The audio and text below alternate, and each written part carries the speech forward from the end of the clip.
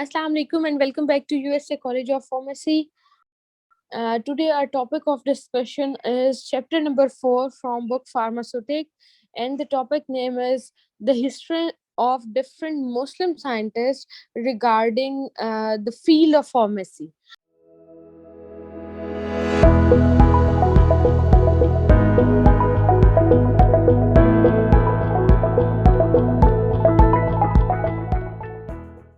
So let's start our topic.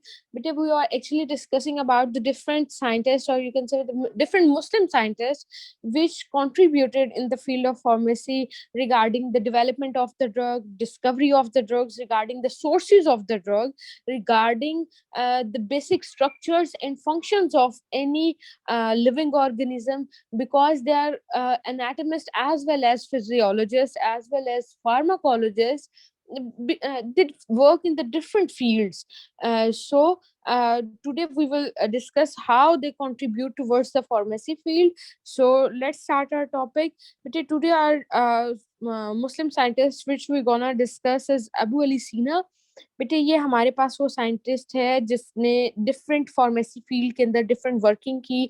इसी तरह हम इससे पहले 3 भी पढ़ चुके हैं जिसमें अल-हिंदी था, इब्न ज़ुहर था. तो बेटे ये हमारे पास इन हर एक मुस्लिम साइंटिस्ट का एक स्पेसिफिक एरा है, एक स्पेसिफिक टाइम पीरियड है जिसके अंदर बेटे उस मुस्लिम साइंटिस्ट ने कॉन्ट्रीब्यूशंस दी हैं टूवर्ड्स फार्मेसी फील्ड. अब फार्मेसी फील्ड क्या है बेटे, आपको पता है फार्मेसी एक ऐसी फील्ड है जिसके अंदर हम ड्रग रिलेटेड स्टडी करते हैं. ड्रग रिलेटेड स्टडी क्या होगी कि ड्रग को डिस्कवर कैसे किया जाता है, ड्रग को डेवलप कैसे किया जाता है, ड्रग के एक्शंस को, उसके यूजेस को, ड्रग की क्वालिटी को, ड्रग के मार्केटिंग को, किस तरह हर एक चीज को आप करते हैं, रेगुलेट करते हैं और किस तरह बेटे कंट्रीब्यूट करते हैं. तो ईच एंड एवरीथिंग आप ये डिस्कस करेंगे कि किस तरह हर एक मुस्लिम साइंटिस्ट ने, क्योंकि बेटे कोई मुस्लिम साइंटिस्ट था वो स्कॉलर था, कोई था सोशियोलॉजिस्ट था, कोई था जो एनाटमिस्ट था यानी कि स्ट्रक्चरल स्टडी करता था, कोई था जो फंक्शनल स्टडी करता था, इसलिए हम उसको फिजियोलॉजिस्ट कहते थे. तो बेटे हर एक फील्ड में हर एक मुस्लिम साइंटिस्ट ने बहुत ज्यादा कॉन्ट्रीब्यूशंस दी हैं. तो जो आज हमने मुस्लिम साइंटिस्ट स्टार्ट करना है वो है बेटे अबू अली सीना, जिसका टाइम पीरियड था 980 to 1037 AD. AD stands for anno domini, जिसको आप कहते हैं ना जैसे सदी ईसवी, बिल्कुल इसी तरह बेटे ये टाइम पीरियड को एक्सप्लेन करने के लिए टर्म इस्तेमाल होती है AD, which stands for anno domini. यानी कि जो टाइम पीरियड था वो 1980 से लेके 1037 तक, यानी कितना टाइम पीरियड था इसका. और उसके अलावा बेटे जो इसकी वर्किंग है, उसकी वर्किंग में ये है कि ये एक फिजिशियन था, केमिस्ट था, प्लस बेटे ये एक अपने टाइम पीरियड में और अपने बेटे इस एरा में इसने बहुत ज़्यादा काम किया था, वर्किंग की थी डिफरेंट फील्ड्स में, जिसमें हमारे पास केमिस्ट्री है, जनरल फिजिशियन था, यानी कि जनरली बेटे तमाम मेडिकल रिलेटेड इश्यूज़ को भी इसने डिटेलली एक्सप्लेन किया. इसने बेटे मेंटल डिसऑर्डर्स को बहुत ज़्यादा एक्सप्लेन किया था. आपको पता है मेंटल डिसऑर्डर्स में जैसे डिप्रेशन है, मेनिया है, इंसोम्निया है, डिमेंशिया है, ये मैं सारे आपको आगे एक्सप्लेन करती हूँ. तो बेटे इन तमाम मेंटल डिसऑर्डर्स को इसने बहुत ज़्यादा एक्सप्लेन किया. इसने ये बताया कि हम किस तरह, जैसे आप किसी भी डॉक्टर के पास जाते हैं, किसी भी जनरल फिजिशियन के पास आते हैं, then what should be the ideal procedure for the diagnosis, कि किस तरह हम स्टेप बाय स्टेप अपने पेशेंट से उसकी डायग्नोसिस, क्योंकि बेटे हम जब हमारे पास जब पेशेंट आता है हमें कुछ भी नहीं पता कि उसको क्या इश्यूज हैं, हमने खुद उसके अंदर से बात निकलवानी होती है. Then he explain that what should be the ideal procedure for the diagnosis of any patient of any disease. तो बेटे इसने हमें ये तमाम डिटेल्स दी थी. उसके अलावा ये एक एस्ट्रोनॉमर भी था और इसने एस्ट्रोनॉमी रिलेटेड बहुत ज़्यादा काम किया, यानी कि he knows about the stars, you can say he knows, he had knowledge of stars. तो बेटे इसने अपने टाइम पे इन तीनों फील्ड्स के अंदर काम किया था. He wrote about almost 450 treatise on different scientific subjects के बेटे 450 मुकाले इसने लिखे थे, जिसको आप रसाले भी कहते हैं, कि इसने डिफरेंट साइंटिफिक सब्जेक्ट्स लेते हुए, डिफरेंट टॉपिक्स को चूज करते हुए उनके ऊपर 450 मुकाले लिखे, जिनमें से बेटे जो 40 मुकाले थे ना वो प्योरली मेडिसिन के ऊपर थे. यानी कि जो 450 में से 40 मुकाले जो थे वो मेडिसिन के ऊपर थे, और बाकी जो 410 थे वो डिफरेंट साइंटिफिक, वो थे साइंटिफिक ही टॉपिक्स, लेकिन वो डिफरेंट साइंटिफिक टॉपिक्स के ऊपर थे, जिसमें से मेनली हमारे पास जो 40 थे वो मेडिसिन के ऊपर थे, the canon of medicine. Canon बोलते हैं बेटे, आप कह सकते हैं रूल, रूल कह सकते हैं। तो उन्होंने कहा कि इसने एक बुक लिखी जिसका नाम क्या था, कैनन ऑफ मेडिसिन, मतलब कि रूल ऑफ मेडिसिन। इसने एक बुक लिखी, was being used as a text book of medicine for many years. और बेटे इस बुक को फिर बाद में बहुत सालों तक निसाब का हिस्सा माना गया, यानी कि ये आप कह सकते हैं कि कोर्स के तौर पर इस्तेमाल की जाती रही। एंड अली बुसीना was born in Afshana Bukhara Uzbekistan, कि बेटे उज्बेकिस्तान में बुखारा में अफशाना के अंदर, यानी कि जो शहर था वहां पर ये बेसिकली पैदा हुआ, और वहीं पर इसका सारा जो ये आप कह सकते हैं साइंटिफिक वर्क था वो सारी इसकी वर्किंग वहीं पर है। तो बेटे इसके डिफरेंट वर्क्स हैं, जैसे मैंने आपको पहले बताया कि he explain the ideal procedure for the diagnosis, that means that how should we diagnose a patient. जब भी हमारे पास कोई पेशेंट आता है हम उसको कैसे डायग्नोज कर सकते हैं, यानी कि आइडियली बेटे ऐसी बात है, पेशेंट मेरे पास आएगा, सबसे पहले मैं उसका नाम पूछूंगी, उसका फादर नेम पूछूंगी, जेंडर ऑलमोस्ट मुझे नोन होता है, एड्रेस पूछूंगी, फिर बेटे मैं उससे हिस्ट्री लेनी स्टार्ट करूंगी कि उसको क्या क्या हिस्ट्री, यानी कि रिसेंट पास्ट डेज में उसने क्या क्या चीजें फील की, उसको मसला किस चीज का है, उसकी फैमिली में ये चीज है या नहीं है।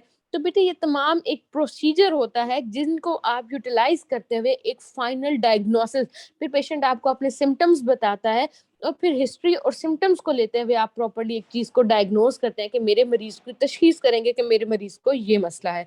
तो इसने वो आइडियल प्रोसीजर एक्सप्लेन किया था। He was the person who described the different psychiatric diseases, के बेटे इसने different mental disorders को explain किया था, जिसमें हमारे पास है डिप्रेशन। डिप्रेशन बेटे आपको पता है कि एक ऐसी कंडीशन है जिसमें मूड बहुत ज्यादा डिप्रेस्ड होता है, और patient feeling of sadness, feeling of loneness you can say, कि बहुत ज्यादा आप कह सकते हैं कि पेशेंट बहुत ज्यादा डिप्रेस्ड हो जाता है, उसका सेंट्रल नर्वस सिस्टम डिप्रेस हो जाता है, जिसकी वजह से हर वक्त उसके अंदर फीलिंग ऑफ डिस्पेयर, यानी कि हर वक्त ना उम्मीदी होती है। ठीक है, दूसरा जो मेंटल डिसऑर्डर इसने एक्सप्लेन किया था वो था मैनिया।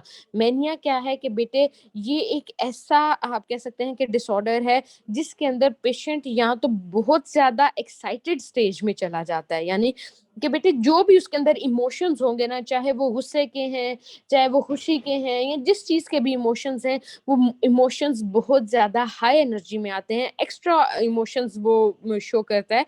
तो बेटे इसमें उन्होंने बताया है कि इसने इसको एक्सप्लेन किया था मैनिया को भी, यानी कि आप कह सकते हैं कि एक जो एक्सट्रीम कंडीशन है या आपकी एक जो हाईली एक्साइटेड कंडीशन है वो डेवलप हो जाती है, और ये भी बेटे एक मेंटल डिसऑर्डर है जिसको उसने मैनिया का नाम दिया। उसके अलावा बेटे उसने इंसोम्निया, यानी कि नींद का ना आना, स्लीप साइकिल का डिस्टर्ब होना, सर्केडियन रिदम का डिस्टर्ब होना, वो उसने प्रॉपर्ली एक्सप्लेन किया था कि किस तरह इंसोम्निया डेवलप होता है, जनरेट होता है। और लास्ट पे बेटे डिमेंशिया, डिमेंशिया बोलते हैं शॉर्ट टर्म मेमोरी लॉस को, कि बेटे जो आप छोटी छोटी चीजें भूल जाते हैं। ठीक है, यानी कि कुछ भी चीज कैसे बेटे आपके ब्रेन के अंदर इमेज बनता है वो परमानेंट रहती है, कुछ आपकी जो मेमोरी होती है वो लॉन्ग टर्म होती है, कुछ होती है जो परमानेंट होती है, और कुछ होती है जो शॉर्ट टर्म होती है। तो वो जो बेटे शॉर्ट मेमोरी लॉस होता है, शॉर्ट टर्म मेमोरी लॉस, उसको हम डिमेंशिया भी कहते हैं। और इसने इन तमाम मेंटल डिसऑर्डर्स को बहुत डिटेल से एक्सप्लेन किया था। And he was the first person who describe the paralysis in detail, और इसने बेटे तमाम बातों को एक्सप्लेन किया, किसी तरह जैसे किसी भी मरीज को अगर फालिज होता है तो वो कैसे होगा। अब वो बेटे उसमें होता क्या है कि आपकी प्रॉपर ब्लड सर्कुलेशन नहीं हो रही होती, आपकी प्रॉपर ब्लड पंपिंग नहीं हो रही होती, कहीं पर क्लॉटिंग हो जाती है, क्योंकि बेटे डिफरेंट इश्यूज होते हैं जिनकी वजह से पैरालिसिस हो सकती है। तो उसने तमाम वो आप कह सकते हैं कि पॉसिबल एस्पेक्ट्स को एक्सप्लेन किया जिनकी वजह से पैरालिसिस हो सकती है किसी भी पेशेंट को। And he describe the risk factor of clinical trials. बेटे देखे ना, जैसे आपको हमने ऊपर बात पढ़ी कि इसने 40 रसाले थे जो मेडिसिन के ऊपर लिखे।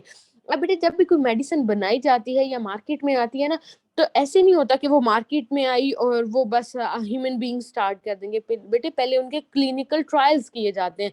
जैसे कोई मेडिकेशन बनी, उसको बाद पहले उसकी एनिमल टेस्टिंग की जाती है, फिर बेटे 200 लोगों पर, फिर 2000 लोगों पर, फिर 10,000 लोगों पर, फिर 12,000 लोगों के ऊपर उनकी टेस्टिंग की जाती है ग्रुप्स बनाकर, और फिर उनके रिजल्ट्स को कैलकुलेट किया जाता है और फिर उसको असेस किया जाता है। तो बेटे ये क्लिनिकल ट्रायल्स हैं। क्लिनिकल ट्रायल्स जब आप लेते हैं तो बेटे ऐसे नहीं होता कि आपने लिए और आपका सारा आपको एग्जैक्ट पता चल गया। बेटे जब क्लिनिकल ट्रायल्स लिए जाते हैं ना, तो क्लिनिकल ट्रायल्स में ڈفرینٹ آپ کو رسک فیکٹرز بھی دیکھنے پڑتے ہیں. کچھ لوگ ایسے ہوتے ہیں جو آمادہ ہی نہیں ہوتے اس کو آپ کے اس کلینکل ٹرائل کا حصہ بننے کے لیے. تو بیٹے اس طرح پاپولیشن کو اکٹھا کرنا, پاپولیشن کو رضامند کرنا, پھر اسیسمنٹ کرنی, تو اس کے اندر کچھ رسک فیکٹرز بھی ہمارے پاس ہوتے ہیں. تو اس نے پراپرلی جو تھا ہمارے پاس یہ سائنٹسٹ, اس نے ابو علی سینا نے ہمیں بیٹے ایکسپلین کیا تھا. اور لاسٹلی بیٹے اس نے اسٹیم ڈسٹیلیشن کیا ہے بیٹے؟ ڈسٹیلیشن ایک سیپریشن پروسیجر ہے, ٹھیک ہے. تو اسٹیم ڈسٹیلیشن کو اس نے یوز کیا. اسٹیم ڈسٹیلیشن کیا ہوتی ہے بیٹے؟ زیادہ تر جتنے بھی ہمارے پاس وولاٹائل آئلز ہوتے ہیں نا, جیسے کلوو آئل ہے یعنی کہ لونگ کا تیل ہے, اس کے علاوہ دار چینی کا یا الائچی کا یا سونف کا ہوتا ہے یا زیرے کا, یہ بیٹے سارے وولاٹائل آئلز ہیں. اگر فار ایگزامپل ہمارے پاس کوئی بھی یہ وولاٹائل آئل کسی بھی اور کمپوننٹ کے ساتھ مکس ہو گیا, لیکن ہم اپنے وولاٹائل آئل کو علیحدہ کرنا چاہتے ہیں, تو ہم کیا کریں گے بیٹے؟ اسٹیم ڈسٹیلیشن کروا لیں گے. اسی لیے ہم کہتے ہیں جو ڈسٹیلیشن ہے وہ ہماری ایک سیپریشن ٹیکنیک ہے جو مینلی وولاٹائل آئلز کے لیے کی جاتی ہے. اسٹیم مینلی وولاٹائل آئلز کے لیے کی جاتی ہے, لیکن جو ڈسٹیلیشن اگر آپ خالی دیکھیں تو ڈسٹیلیشن ایک بیٹے سیپریشن پروسیجر ہے. اور اس کو اس نے تمام ایکسپلین کیا تھا کہ بیٹے اس کے اندر ڈسٹیلیشن فلاسک پورا اس نے اپریٹس بتایا تھا کہ اس اپریٹس کو آپ ایسے یوز کریں گے, پہلے اس کی اسٹیم بنائیں گے, پھر اسٹیم کو مکسچر کے اندر سے پاس کریں گے, تو جو ہمارا آئل ہوگا وہ ایپوریٹ ہو جائے گا, اور پھر اس کو ہم ایٹ دا اینڈ علیحدہ کر کے سیپریٹ آؤٹ کر لیں گے. تو بیٹے اس طرح سے اس نے تمام ڈسٹیلیشن کو ایکسپلین کیا تھا. جو ہمارے پاس سیکنڈ سائنٹسٹ ہے آج کا وہ ہے بیٹے البیرونی. البیرونی کا جو ٹائم پیریڈ ہے وہ 973 to 1050 ہے, یعنی کہ جو ایک ایرا ہے, ایک ٹائم پیریڈ ہے, اس کی پروگریس کا, اس کی ورکنگ کا, وہ بھی انہوں نے ساتھ ایکسپلین کر دیا ہے. Albiruni was a great pharmacist, کہ بیٹے یہ ایک فارماسسٹ بھی تھا, فزیشین بھی تھا, اینڈ جیولوجسٹ, کہ بیٹے لینڈ ریلیٹڈ نالج بھی تھا اس کے پاس. تو ان تمام اسپیکٹس کے اوپر اس نے کام کیا تھا, فارمیسی فیلڈ میں بھی, جنرل فزیشین کے طور پر بھی, اور بیٹے لینڈ ریلیٹڈ ایشوز میں بھی, افیئرس میں بھی اس نے ہماری فیلڈ لیے ورکنگ کی تھی. He was born in Khwarazm, کہ یہ خوارزم میں پیدا ہوا تھا. اور بیٹے اس کی ڈفرینٹ سائنٹیفک ورکنگ ہے ہماری. مینلی اس نے جو ورک کیا تھا کہ وہ ہمارے پاس ڈیولپمنٹ تھی یا پروگریسو فارمیسی فیلڈ کے اندر, فارمیسی فیلڈ کے اندر اس کی ورکنگ تھی. اس نے بہت زیادہ فارمیسی فیلڈ کی پروگریس کے لیے, ڈیولپمنٹ کے لیے کام کیا تھا ہمارے پاس. اینڈ ہی روٹ اے بک السدانہ فی الطب. اور بیٹے اس نے ایک ہمارے لیے سائنٹیفک آپ کہہ سکتے ہیں ایک بک لکھی جس کا ٹائٹل تھا السدانہ فی الطب. اور بیٹے اس بک کے اندر اس نے 720 ہربل ڈرگس کو ایکسپلین کیا تھا.